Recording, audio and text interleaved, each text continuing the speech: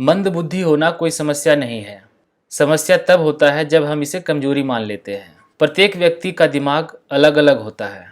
उसकी सोचने और समझने की शक्ति भी अलग होती है। कोई अपनी बुद्धि का इस्तेमाल करके अच्छे रिजल्ट्स पा लेता है तो कोई एवरेज ही रह जाता है। किसी में सोचने समझने की, चीज़ों को याद रखने की क्षमता अधिक होती है तो कोई तुरंत पढ़कर भूल जाता है। ये सब एक नेचुरल प्रवृत्ति है। तो क्या जिसकी बुद्धि अच्छी है, जो पढ़ने में तेज है, क्या वही लोग सफल होते हैं? वही लोग दुनिया में नाम कमाते हैं? आप बाहर देखिए, आपको बहुत सारे ऐसे उदाहरण मिल जाएंगे जहां एक मंद बुद्धि वाले, एक औसत बुद्धि वाले ने अपना वर्चस्व कायम किया है, दुनिया में नाम कमाया है। मैं आपको एक कहानी सुनाता हूँ। एक लड़का था जिसे सब कोई मंद बुद्धि कहता था कि इसके पास तो बुद्धि ही नहीं है। स्कूल में सब लोग उसका मजाक उड़ाते थे।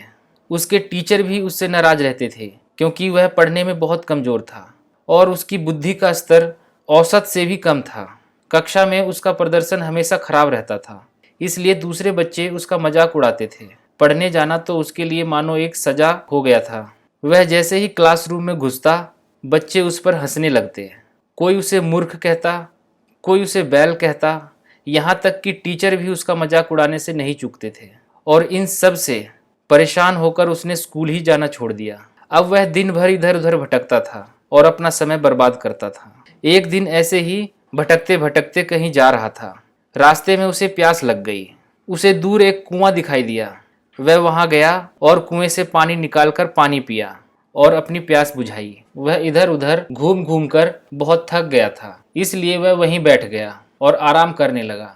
तभी उसकी नज़र पत्थर पर पड़े निशान पर गई, जिस पर बार बार कुएं से पानी खींचने की वजह से रस्सी का निशान बन गया था। वह मन ही मन सोचने लगा, जब बार बार रस्सी खींचने से इतने कठोर पत्थर पर भी रस्सी का निशान पड़ सकता है, तो लगातार मेहनत करने से मुझ में विद्या भी आ सकती है। उसने ये बात मन में बैठा ली और फिर से स्कूल जाना शुरू किया। कुछ दिन तो पहले की तरह ही दूसरे बच्चे और टीचर उसका मजाक उड़ाते रहे, पर धीरे धीरे उसका लगन देखकर टीचर ने भी उसका सहयोग करना शुरू कर दिया। उस बच्चे ने मन लगाकर पढ़ाई की और कुछ सालों बाद वही लड़का विद्वान वरदराज के रूप में प्रसिद्ध हुआ, जिसने संस्कृत में मुक्तबोध और लघु सिद्धांत, कौमुदी जैसे ग्रंथों की रचना की। करत करत अभ्यास ते जड़मति होत सुजान, रसरी आवत जात ते सिल पर पड़त निशान। अर्थात जिस तरह से एक कोमल रस्सी भी कठोर पत्थर पर बार बार रगड़ खाने से निशान पड़ जाते हैं, उसी प्रकार एक मूर्ख व्यक्ति भी कठिन परिश्रम करके विद्वान बन सकता है। दोस्तों, इस कहानी का सार यही है कि बार बार एक ही चीज करने से वो हमें याद हो जाता है। बार बार एक ही काम को करने से उस काम में हम सफल हो जाते हैं।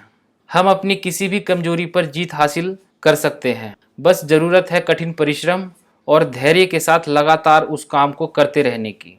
फिर हमने जो लक्ष्य बनाया है, एक दिन हम उससे भी ऊपर उठ जाएंगे।